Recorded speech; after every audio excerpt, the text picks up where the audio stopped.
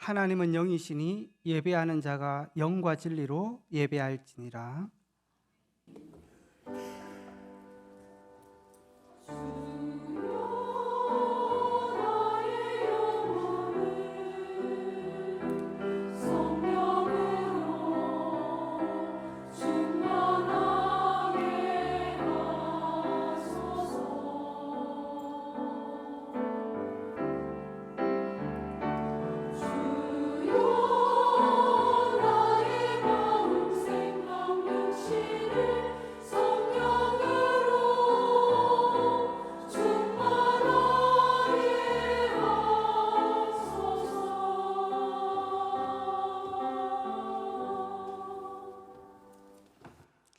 전능하사 천지를 만드신 하나님 아버지를 내가 믿사오며 그 외아들 우리 주 예수 그리스도를 믿사오니 이는 성령으로 잉태하사 동정녀 마리아에게 나시고 본디오 빌라도에게 고난을 받으사 십자가에 못 박혀 죽으시고 장사한 지 사흘 만에 죽은 자 가운데에서 다시 살아나시며 하늘에 오르사 전능하신 하나님 우편에 앉아 계시다가 저리로서 산자와 죽은 자를 심판하러 오시리라. 성령을 믿사오며 거룩한 공예와 성도가 서로 교통하는 것과 죄를 사하여 주시는 것과 몸이 다시 사는 것과 영원히 사는 것을 믿사옵나이다. 아멘.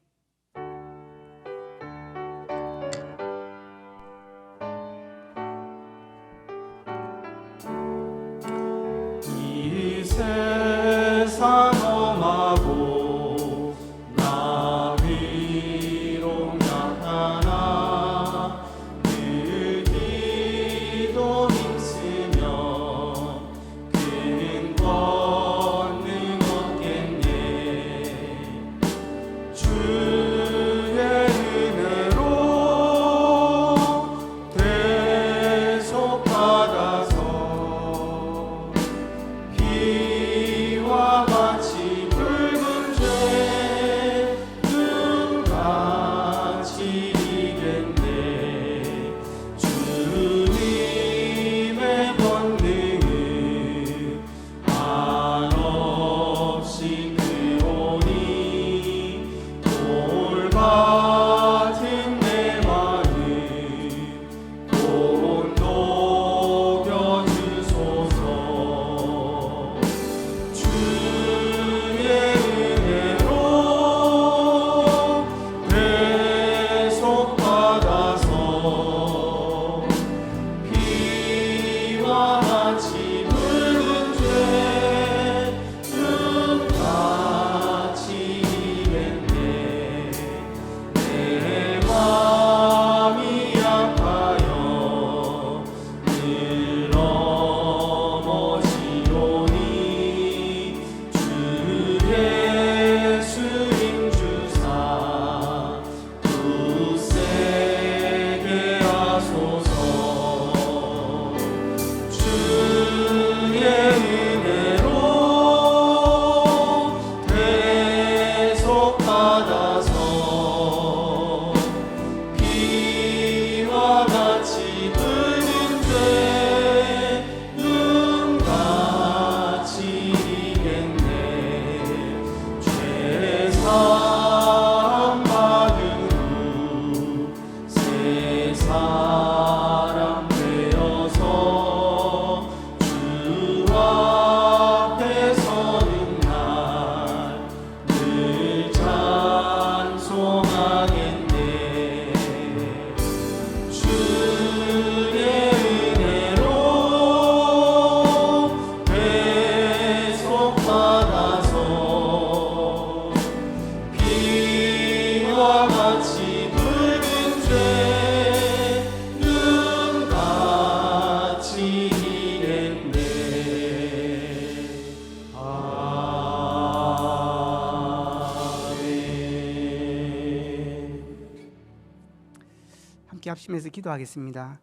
정말 오늘도 우리를 예배 속으로 부르신 하나님, 예배를 통하여서 영육 간에 새 힘을 얻게 하시고 하나님의 말씀이 내게 충만하게 하시고 온 교회 성도들이 오늘도 승리하는 하루 되도록 이 예배를 통하여 하나님 영광 받아주시고 정말 모든 우리의 삶이 회복되도록 역사해 주옵소서. 함께 기도하겠습니다.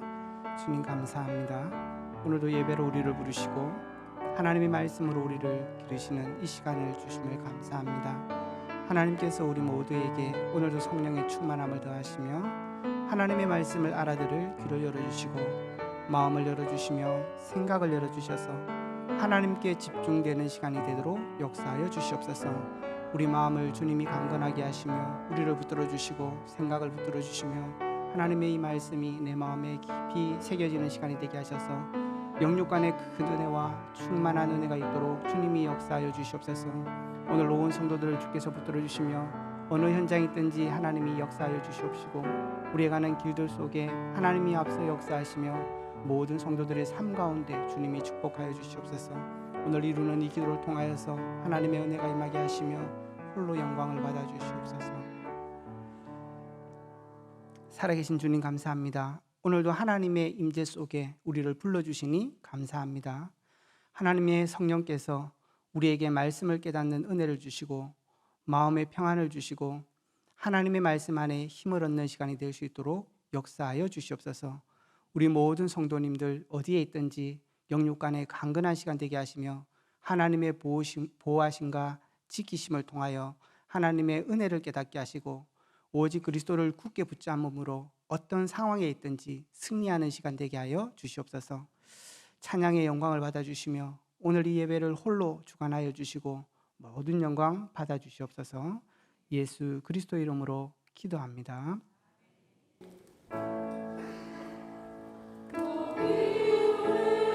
기도를 멈추지 마.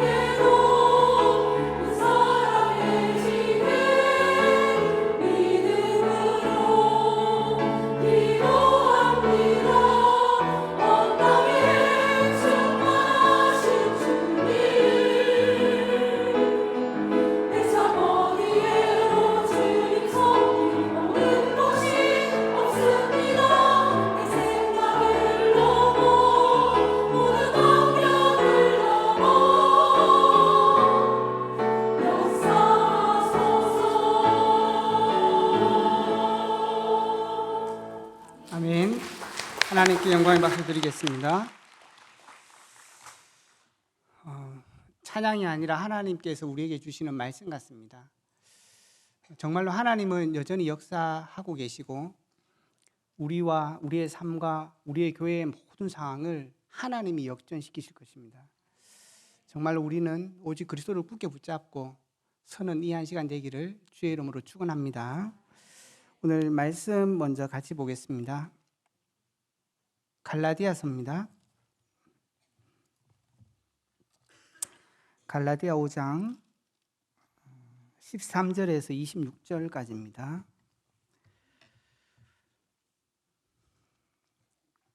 갈라디아 5장 13절에서 26절을 저와 여러분이 교독하시겠습니다. 형제들아, 너희가 자유를 위하여 부르심을 입었으나 그러나 그 자유로 육체의 기회를 삼지 말고 오직 사랑으로 서로 종노릇하라.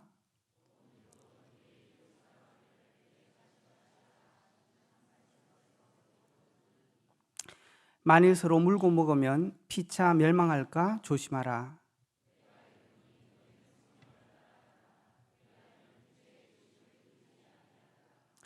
육체의 소욕은 성령을 거스르고 성령은 육체를 거스르나니 이 둘이 서로 대적하므로 너희가 원하는 것을 하지 못하게 하려 함이니라.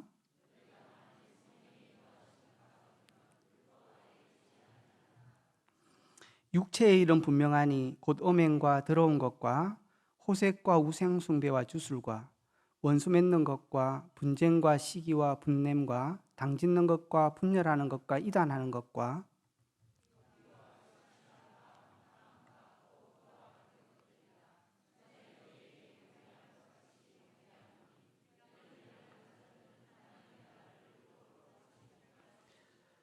오직 성령의 열매는 사랑과 희락과 화평과 오래 참음과 자비와 양성과 충성과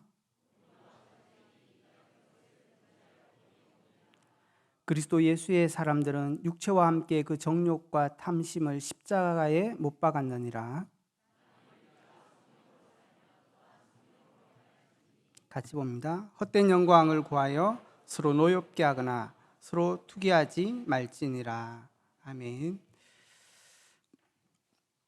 오늘 이 말씀을 가지고 바른 신앙과 나의 삶이라는 제목으로 하나님의 말씀의 은혜를 나누기로 원합니다. 원래 이렇게 보니까 제가 이제 오늘까지 해서 2번 설교가 남은 것 같아요. 그래서 지난번에 설교를 하면서 사실은 오늘까지 할 2번 제목을 같이 잡아서 제목을 똑같이 잡았습니다. 우리가 어려움이나 위기를 닥칠수록 우리의 삶의 근본을 살펴야 되고 정말 우리가 바른 신앙 안에 서 있는지를 봐야 됩니다. 그 속에서 올바른 삶이 나올 수 있는 거죠. 그래서 오늘은 지난번에는 바른 신앙이 뭔가에 대한 얘기들을 욥기를 통해서 봤다면 오늘은 나의 삶이 어떠해야 되는지를 오늘 갈라디아서를 통해서 조금 볼 수 있기를 원합니다.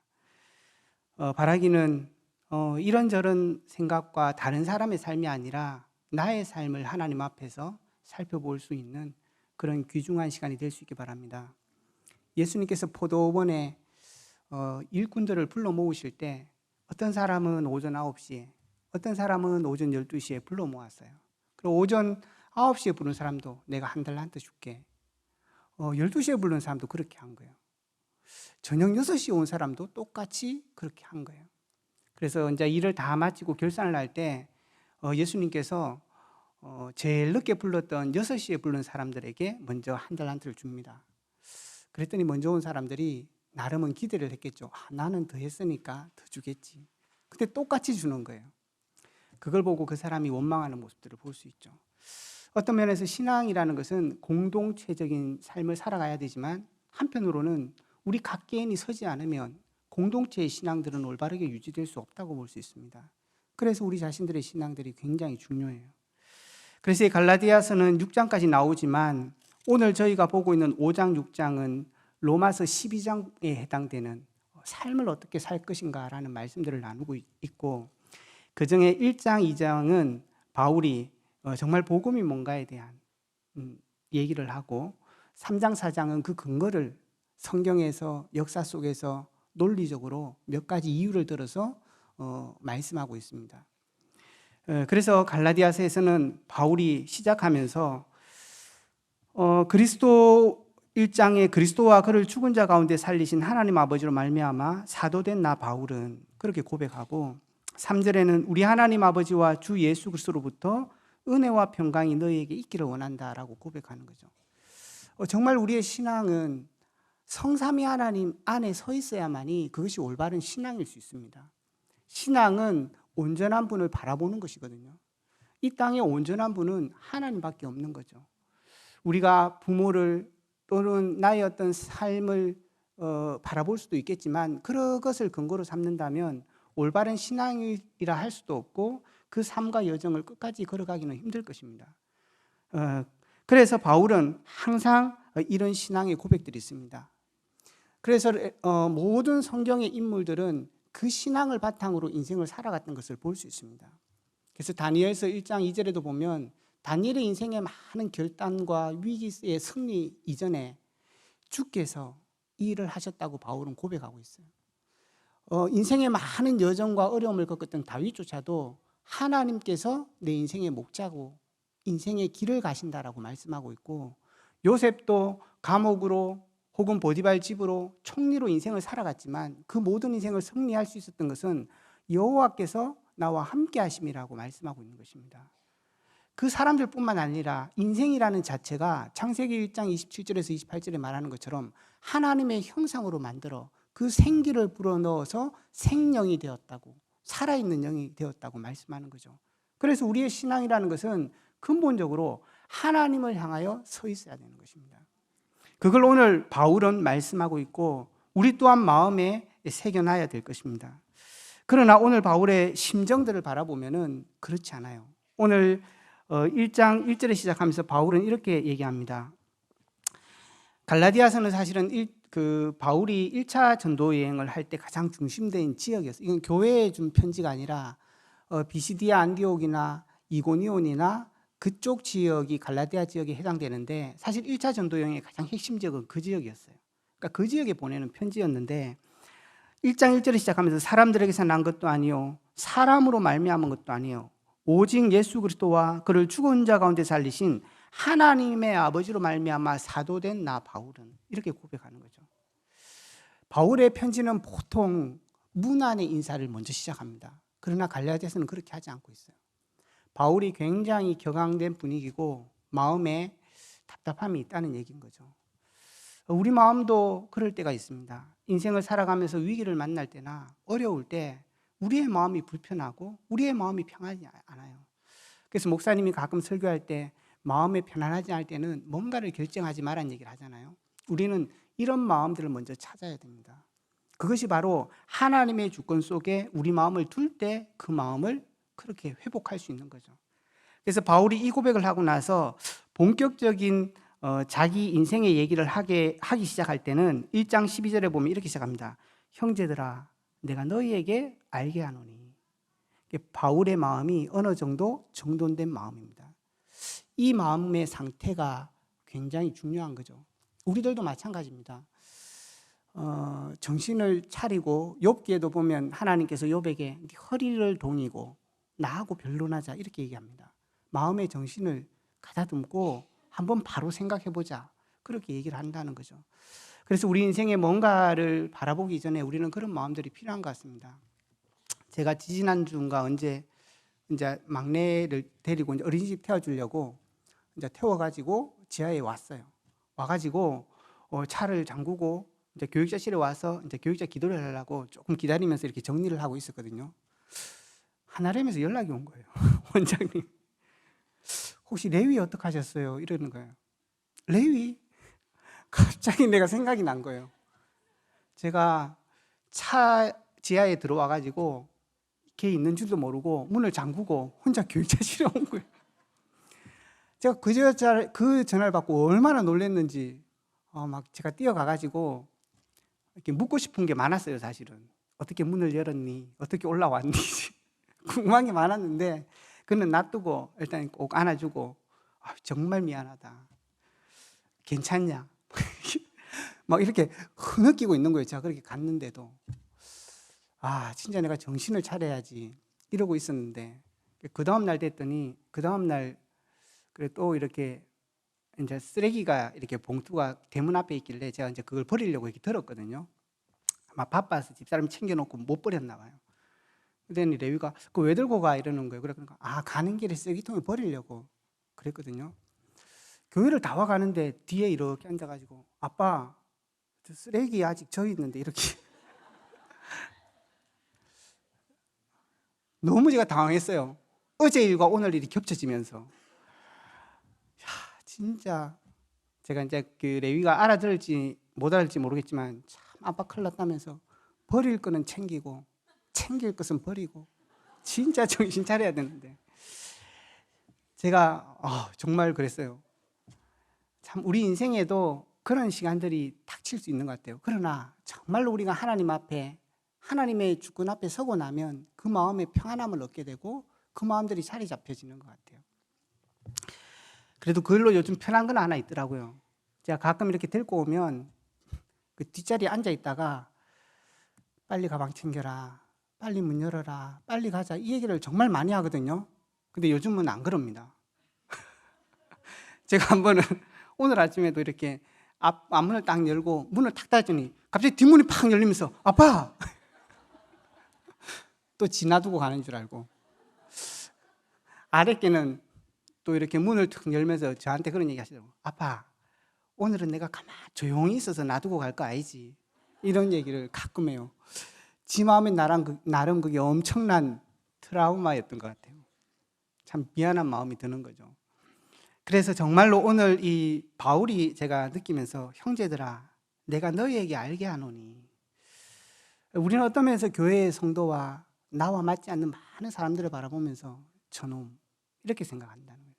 바울은 지금 갈라디아 지역에 많은 어떤 면에서는 자기의 인생을 담은 그 현장에 일어났던 수없는 갈등들을 바라보면서도 형제들아 라고 시작할 수 있는 것은 하나님의 절대적인 계획과 주권 속에 자기 인생을 들여놓으니 이 말과 고백이 되는 것 같습니다.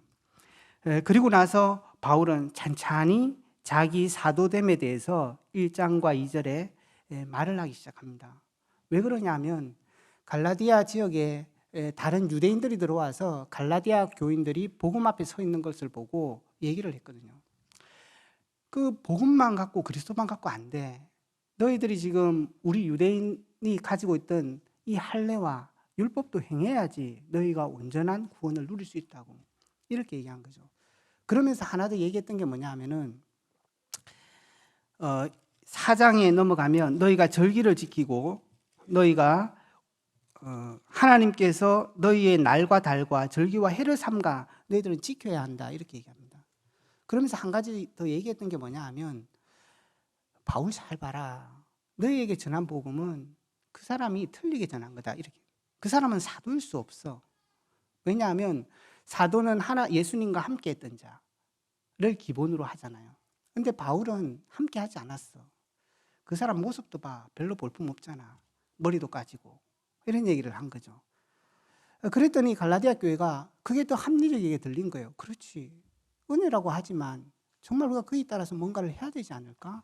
그런 생각들을 하면서 이 갈라디아 교회에 많은 분파들이 일어나기 시작한 거죠. 그렇기 때문에 바울은 이 서신서를 시작하면서도 다른 서신에서는 잘 나타나지 않는 바울은 늘 서신 쓰면서 이렇게 얘기하는 나 종된 나 바울은 이렇게 얘기해요.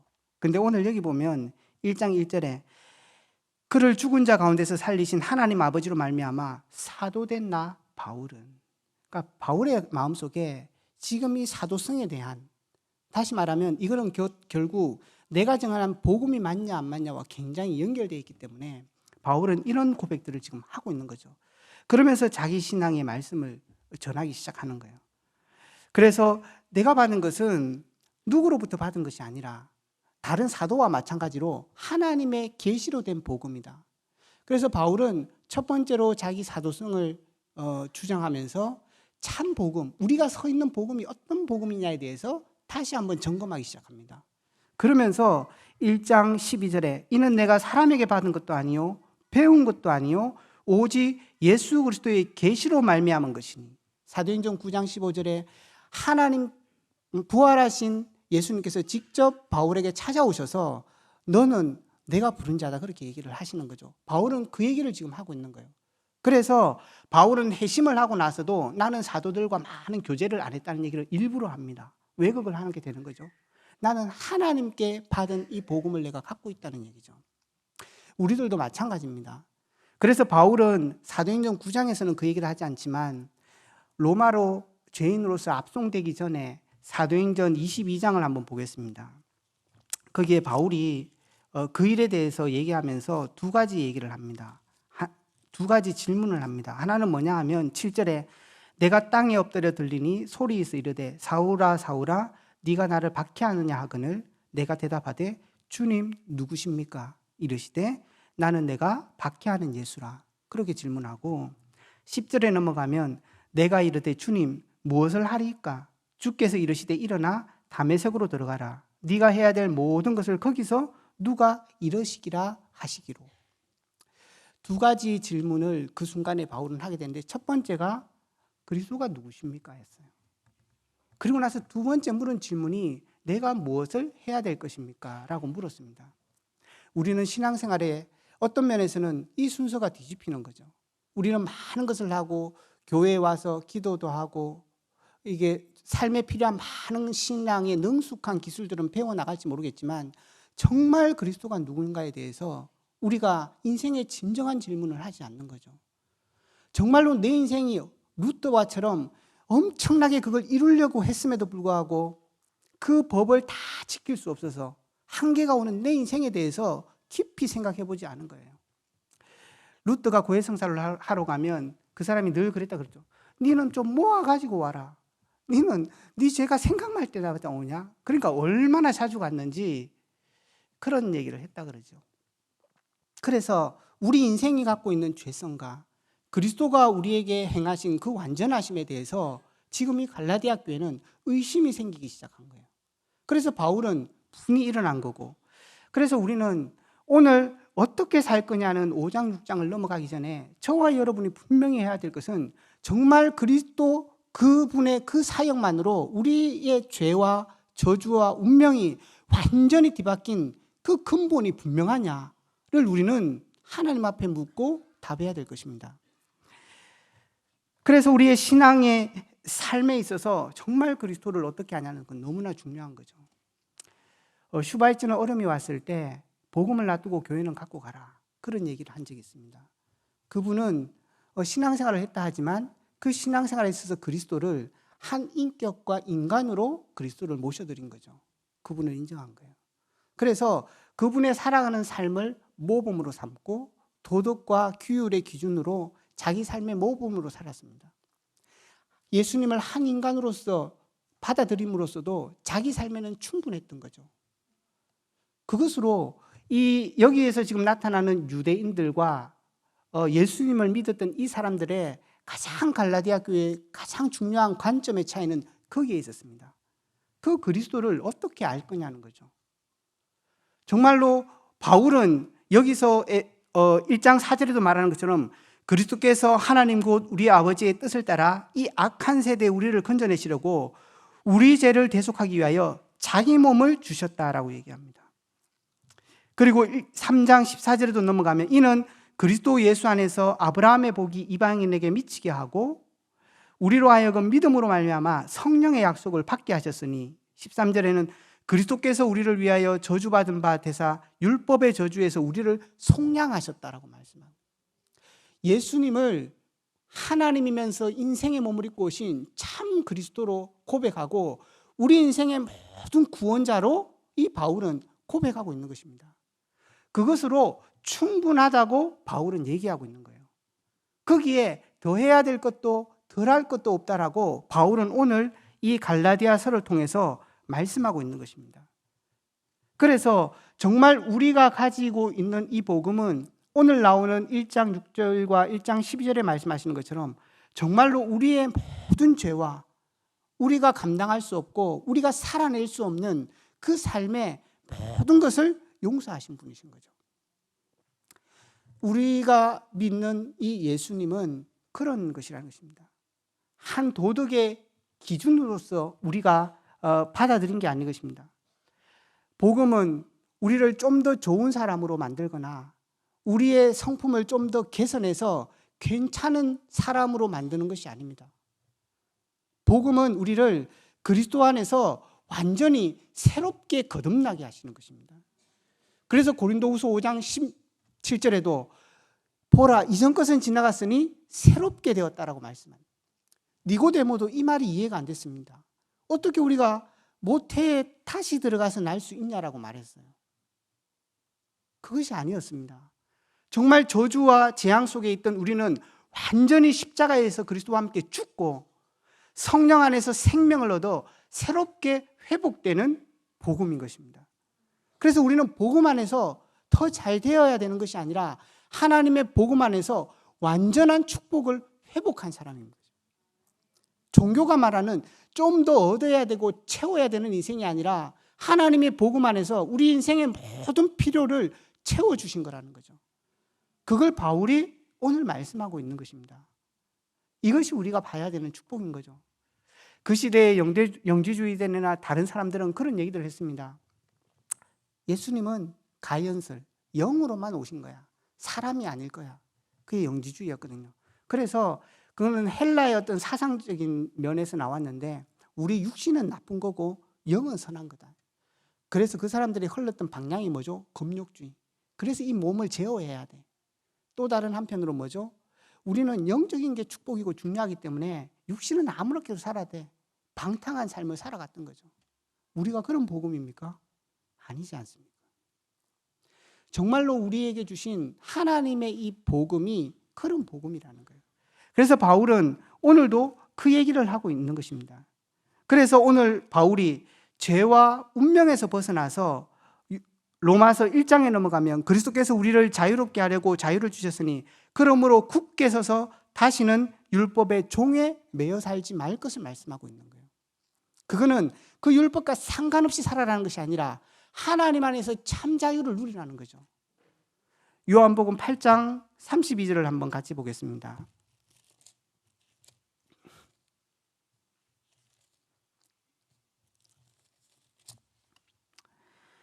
그러므로 예수께서 자기를 믿은 유대인들에게 이르시되 너희가 내 말에 거하면 참 내 제자가 되고 진리를 알지니 진리가 너희를 자유케 하리라. 하나님께서 복음 안에서 주신 우리는 참된 자유를 얻은, 많은 사람들은 이 진정한 자유를 누리지 못합니다. 욥도 없던 면에서는 또 하나님이 내가 이거 죄지으면 또 나쁘게 될까 봐, 우리 자녀들이 또 죄지어서 실패할까 봐. 그렇지 않습니다. 하나님이 우리를 구원하셨다는 것은 그 모든 것에서부터 우리를 완전케 하신 거예요.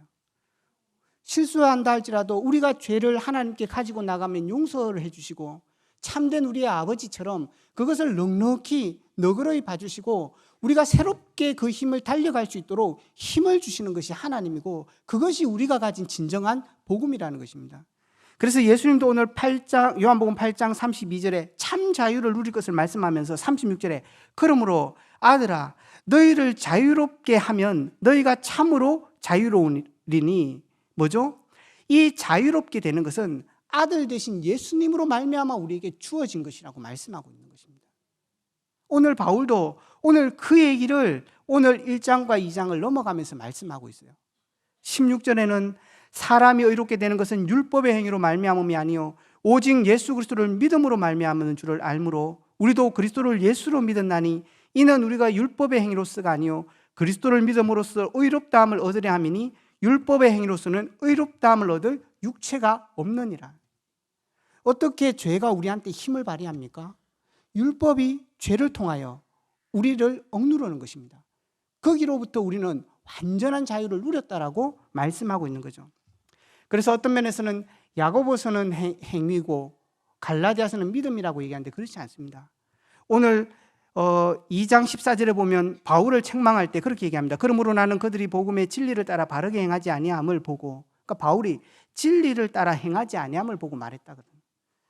여기서도 믿음을 얘기하지만 행함을 얘기하고 있어요. 야고보서에도 행함을 얘기하고 있지만 믿음을 얘기하고 있어요. 그 두 개의 진정한 차이는 행함과 믿음의 차이가 아닙니다. 믿음으로 행하느냐, 율법으로 행하느냐의 차이인 것입니다. 우리가 십자가의 죄의 용서함을 받았다는 그 사실들과 하나님이 신실하고 영원하신 우리 아버지로서 우리를 영원히 지키시라는 그런 분명한 믿음 앞에서 네가 오늘 살아가고 선택하고 있냐는 것입니다. 아니면은 율법에서 행하는 죄, 너는 잘했으니까 축복받고 너는 못했으니까 저주받는 게 끝이야. 그게 율법이고 세상의 법이지 않습니까? 그것을 넘어서는 믿음 안에서의 행함을 얘기하고 있는 거예요. 그래서 지금 이 바울이 얘기하고 있는 이 복음은 이렇게 얘기하고 있는 거죠. 내가 그리스도와 함께 십자가에 못 박혔나니 그런즉 이제는 내가 사는 것이 아니요 오직 내 안에 그리스도께서 사시는 것이라. 이제 내가 육체 가운데 사는 것은 나를 사랑하사 나를 위하여 자기 자신을 버리신 하나님의 아들을 믿는 믿음 안에서 사는 것이라. 정말로 우리 성도들이 하나님께서 그리스도로 말미암아 이루신 이 완전한 구원의 축복을 누리셔야 됩니다. 우리의 부족함과 연약함을 하나님께 늘 가지고 가고 실수함을 하나님 앞에 내어놓을지라도 정말 하나님을 의지하는 그 믿음을 굳게 붙잡아야 되는 거죠. 그것만이 우리의 삶을 역전시키고 우리의 삶을 회복시킬 수 있는 길이 되는 것입니다.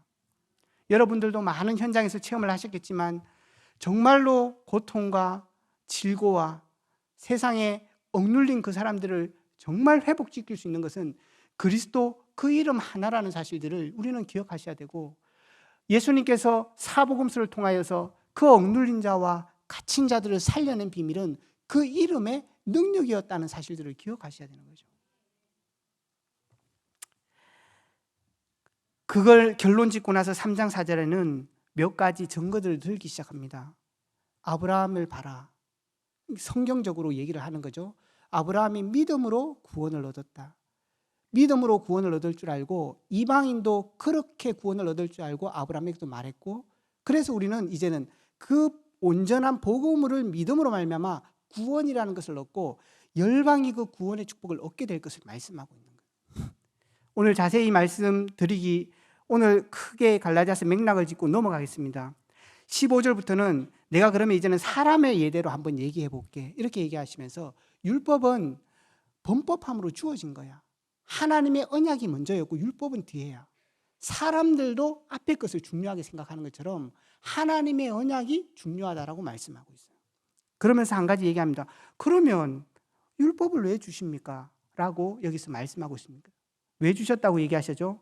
부정적인 측면으로는 3장 22절에 그렇게 얘기합니다. 성경이 모든 것을 죄 아래 가두었으니 이는 예수 그리스도를 믿음으로 말미암아 약속을 믿는 자에게 주려 하심이라. 무슨 말씀인 거죠? 율법은 결국은 선한 것이라고 말씀해요. 그것도 하나님이 주신 것이라고 말씀하십니다. 그러나 그것으로는 사람을 살릴 수 없고 모든 사람을 죄 안에 가두어서 사단의 그 죄를 통한 공격에 그 누구도 벗어날 수 없게 되었다라고 말하는 것입니다.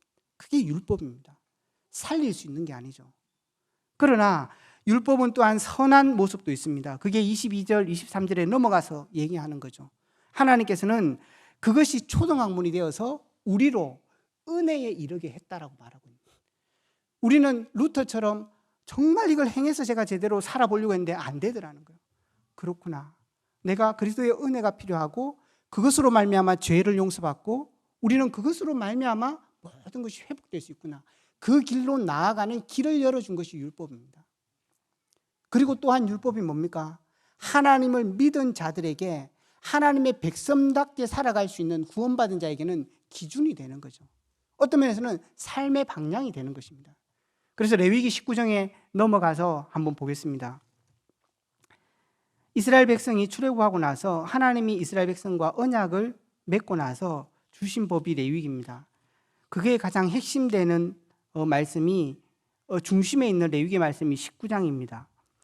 여호와께서 모세에게 말씀하여 이르시되 너는 이스라엘 자손의 온 회중에게 말하여 이르되 너희는 거룩하라 이는 나 여호와 하나님이 거룩함이라 말씀하시면서 그 뒤에 여러 가지 얘기를 합니다. 그게 무슨 얘기죠?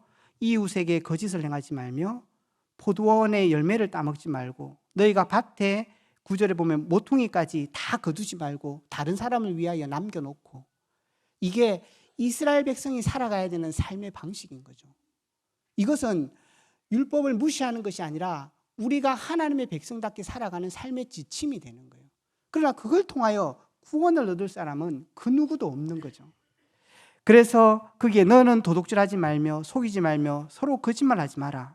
13절에는 내 이웃을 억압하지 말고 착지하지 말며 품꾼의 싹을 앞치까지 밤새 놔두지 말아라.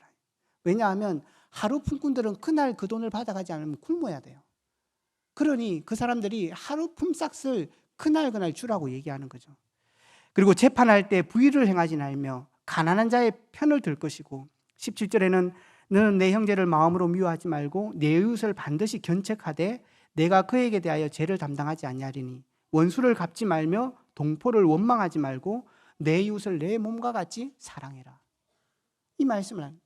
이 율법이라는 것은 믿는 우리의 삶의 규범으로서 선한 일이 우리에게 있는 거죠. 그 얘기를 4장까지 넘어갑니다. 그러면서 이 4장까지의 결론을 오늘 우리가 읽었던 본문에서 내고 있는 것입니다. 형제들아, 13절에 5장 13절에 너희가 자유를 위하여 부르심을 입었으나 그러나 그 자유로 육체의 기회를 삼지 말고 오직 사랑으로 서로 종노릇하라. 온 율법은 내 이웃을 사랑하기를 내 자신같이 하라 하신 할 말씀에서 모두 이루어지느니라. 정말로 우리는 복음 안에서 참된 자유를 얻은 삶이지만 그것으로 나의 욕심을 따라 내 육신의 편안한 삶을 위해서 살지 말고 하나님이 말씀하셨던 그러한 삶을 따라 행하도록 나아가라고 말씀하고 있는 것, 그 삶을 살도록 격려하고 있는 것입니다. 그렇지 않으면 서로 물고 먹으며 피차 멸망하게 될 것을 말씀하고 있는 것입니다. 그래서 정말로 우리의 삶을 어떻게 살아야 될 것인지를 얘기하면서 6장부터는 여러 가지 얘기를 합니다. 근데 오늘 그 여러 가지 강론을 어떻게 살아야 될지 얘기하기 이전에 중요하게 나와 있는 그 서론이 16절에서 20절입니다. 내가 이르노니 너희는 성령을 따라 행하라. 그리하면 육체의 욕심을 이루지 아니하리니. 그러니까 너가 이제는 육신의 정욕의 안목을 위해 살지 말고 이제는 자유를 얻었지만 자유된 자로서 사랑함으로써 다른 사람에게 종노릇하며 살아라. 이게 진정한 복음 가진 자의 삶인 거죠. 그래서 그런 얘기 들어보셨죠? 복음은 내가 받았는데 은혜는 왜 네가 받아? 복음은 내가 받았는데 제가 더 편해. 그게 온전한 복음이겠죠. 하나님께서는 그런 삶을 살라고 우리에게 격려하시는데 이스라엘 백성들도 그런 얘기를 했습니다. 정말 진정한 자유가 복음에 주신 자유라면 이 사람들이 자기 마음대로 살 거 아니에요? 그 말을 1장 17절에 얘기했습니다. 만일 우리가 그리스도 안에서 의롭게 되려 하다가 죄인으로 드러나면 그리스도께서 죄를 짓게 하는 자냐? 이 얘기를 로마서 1장에서 8장까지는 더 자세하게 바울이 풀어쓰기 시작합니다. 그래서 로마서 6장에 그렇게 얘기합니다. 너가 은혜를 받기 위해서 죄를 더 짓겠느냐? 이렇게 얘기해요. 왜냐하면 온전한 자유를 얻었기 때문에 이제는 마음껏 살 수 있어요. 그러나 바울도 마찬가지였지만 정말 복음의 사람들은 내 육신을 위해서 마음껏 살지 않았습니다. 하나님의 은혜를 받은 자는 그렇게 살아갈 수 없습니다. 그러면 그거 어떻게 그 사람들이 온전히 살 수 있어요? 그게 오늘 로마서 8장에서 나오는 것처럼 오늘 갈라디아 6장 5장 16절에서 18절에 하는 것이 이 말씀입니다. 성령의 소욕을 따라 행하라는 것입니다. 성령 안에서 행할 때 너희가 능히 그 삶을 살 수 있다고 얘기하는 것입니다. 그래서 정말로 이사야 시대에 에스겔 시대에 예수 그리스도께서 이 땅에 오셔서 모든 것을 성취할 것을 얘기하지만 그와 함께 동일하게 예언하는 한 가지가 더 있었습니다. 그게 요엘서 2장 28절입니다. 성령이 너희에게 임하실 것이다. 이제는 너희 마음에 하나님의 말씀에 할례가 임할 것이다라고 얘기하는 것이죠. 예수님께서 이스라엘 백성에게 살아갈 부활의 메시지를 다 전달하고 나서 마지막에 한 메시지가 성령이 임하기까지 기다리라고 말씀하신 것입니다. 성령을 따라 행하지 않고서는 결코 그 삶을 살 수 없음을 말씀하고 있는 거예요. 그래서 우리 모든 성도들은 성령을 쫓아 행하는 그 삶을 살아가야 된다는 거죠. 그 삶을 살아갈 때 하나님이 말씀하신 이 백성다운 그 삶을 이루게 되는 것이고 넉넉히 모든 사람을 살리는 삶을 살아갈 수 있게 된다는 것입니다. 그래서 우리는 날마다 아침에 저녁에 하나님의 은혜를 구하고 하나님의 영으로 오는 충만하심과 은혜를 덧입도록 해야 되는 것입니다. 육신의 서욕으로 살아간다는 것은 그것과 반대되는 삶을 얘기하는 것입니다. 그게 어떤 삶이죠? 음행과 더러운 것과 호색입니다. 이런 것을 하지 않아야 된다는 거고, 또 영적인 의미에서 우상과 추수를 하지 않아야 됩니다. 그리고 마음적인 것으로서 분쟁과 시기와 분냄을 하지 않아야 됩니다. 이거는 육신의 일입니다. 육신의 일. 그리고 당짓는 것과 분열을 하지 않아야 됩니다. 투기와 술 취함과 방탕함, 삶의 습관들을 버려내야 되는 것입니다. 이게 육신의 삶입니다. 여기서는 이런 행동적인 잘못도 얘기하지만 더 깊게는 이런 것을 행할 수밖에 없는 마음의 중심을 얘기하는 거예요. 우리가 악하다 이럴 때는. 그래서 창세기 6장 4절에 넘어가면 하나님께서 네피림 시대에 사람이 육신이 됐다고 얘기하면서 하나님의 영이 떠났다고 얘기합니다. 그러니까 육신의 삶을 살 수밖에 없는 사람들은 영이 떠난 삶을 얘기하는 거예요. 단순히 이런 삶을 안 하는 걸 넘어서서 정말로 마음과 중심이 하나님을 향하여서 하나님을 사랑하고 하나님께 순종함으로 행하려고 하는 그 중심을 가지고 하는 모든 삶을 얘기하는 거죠.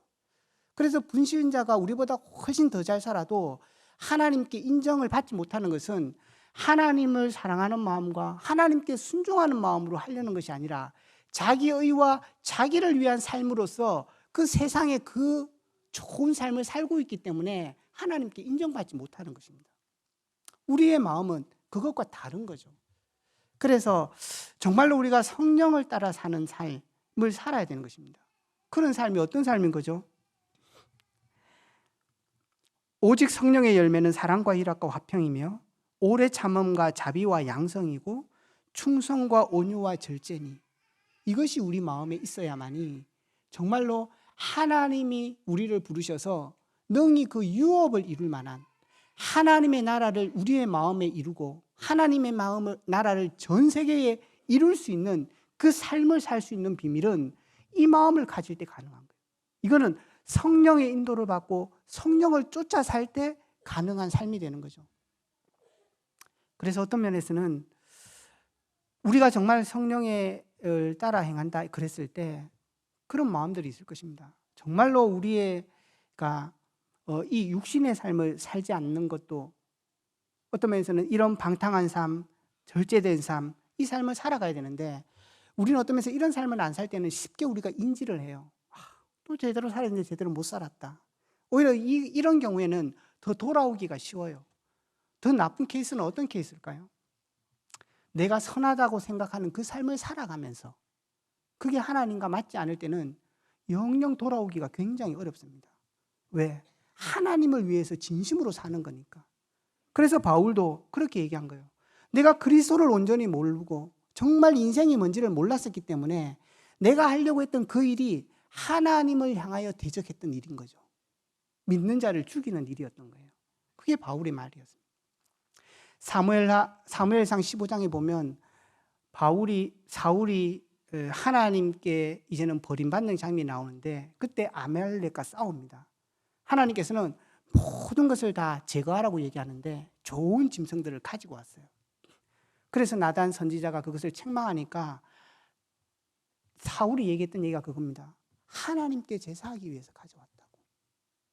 내가 하나님을 위해서 이 일을 하고 있다고. 절대 그 일은 멈추기가 어렵습니다. 왜? 하나님을 위해서 하는 일이기 때문에.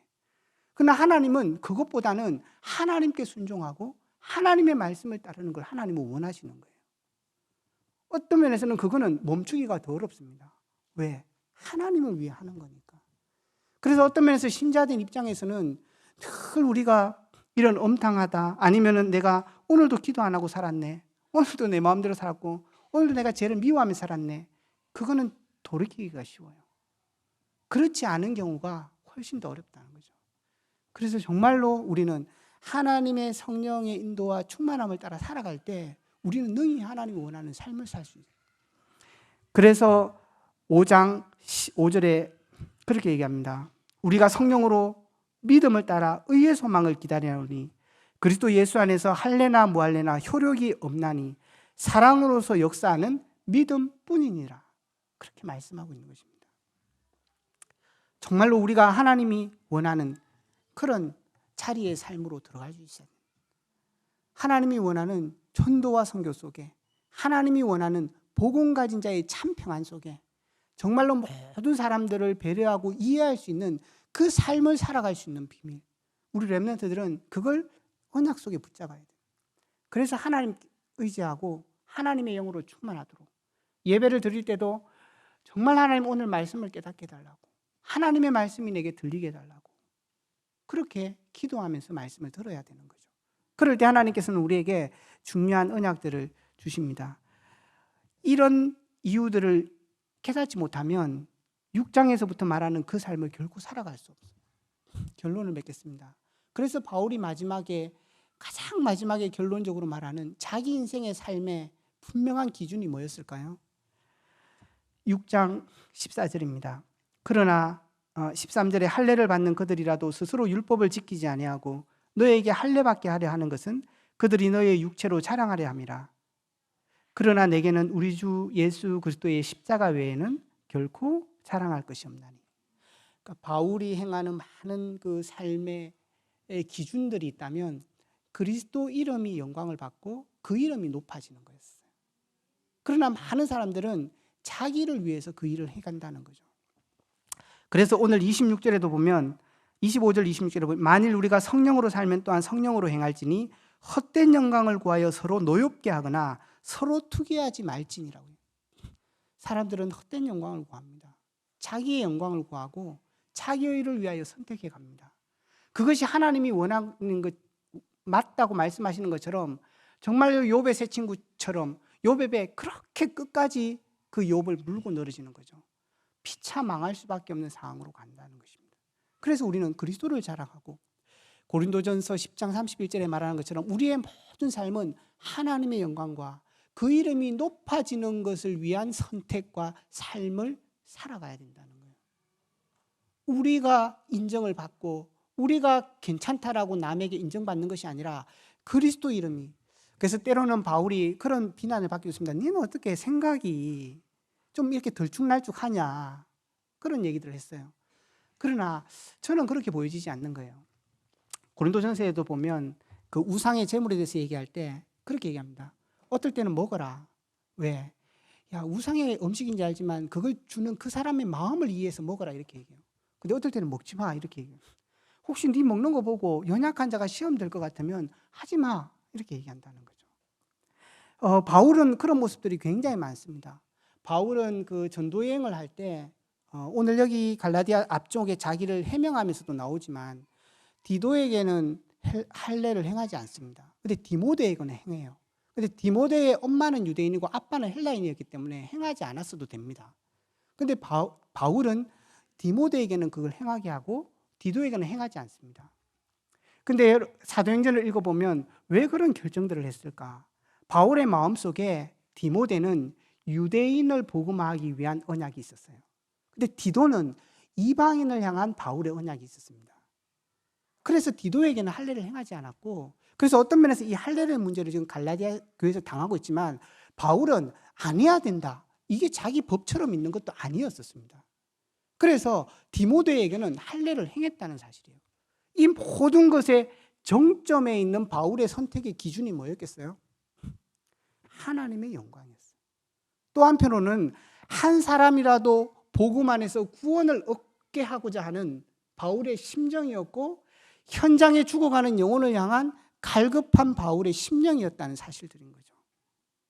우리 교회가 오늘 많은 일들을 기도하고 나아가면서 무엇이 진정으로 하나님과 교회를 위한 선택인가라는 것에 대하여서 우리는 질문해 볼 필요가 있습니다. 바울은 어떤 면에서는 내가 욕먹어도 괜찮아.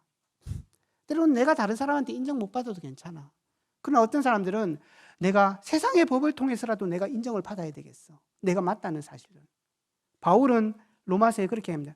차라리 그럴 것 같으면 네가 죽어.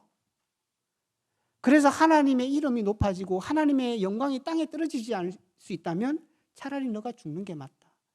그것이 십자가의 삶이고 우리가 같이 져야 되는 교회와 성도로서의 삶이라고 말씀하고 있는 거죠. 지금 이런 위기와 아픔 속에 우리 후대들은 이것을 언약으로 붙잡아야 될 것입니다. 정말로 우리가 하나님이 원하는 삶을 따라서 구원이라는 것이 죄만 해결되는 것이 아니라 하나님의 자녀로서 하나님의 나라를 이루는 유업을 이룰 자라는 사실들을 기억하셔야 합니다. 그래서 정말로 레위기 19장에 나왔던 그와 같은 삶 속으로 들어갈 수 있어야 되고 그 삶을 살지 못할 때는 갱신해야 될 것입니다. 그러나 우리가 능히 그 삶을 살아낼 수 있는 비밀은 성령의 충만함과 하나님이 우리 안에 계셔서 하나님이 주시는 그 힘을 가지고 학업 속으로 현장 속으로 들어갈 때 하나님이 원하는 그 일을 능히 이룰 수 있다는 사실이에요. 온 교회가 이런 언약과 축복 속에 설 수 있기를 예수님의 이름으로 축원합니다. 기도하겠습니다. 살아계신 주님 감사합니다. 정말로 하나님께서 우리에게 주신 참 복음 안에 완전한 축복과 죄의 삶과 자유하는 삶과 또한 책임이 있음을 기억하고 이제는 하나님이 주시는 성령의 충만함으로 정말로 하나님의 아들됨으로 나라를 이룰 자로 정말로 세상 앞에도 부끄럽지 않고 하나님께도 부끄럽지 않는 우리 삶이 되어질 수 있도록 은혜를 더하여 주시옵소서. 정말 이 삶으로 한 시대를 살려내고 죽은 현장을 살리기로 결단하는 우리 모든 성도들에게 성령의 충만함과 은혜를 더하여 주옵소서. 예수 그리스도 이름으로 기도합니다.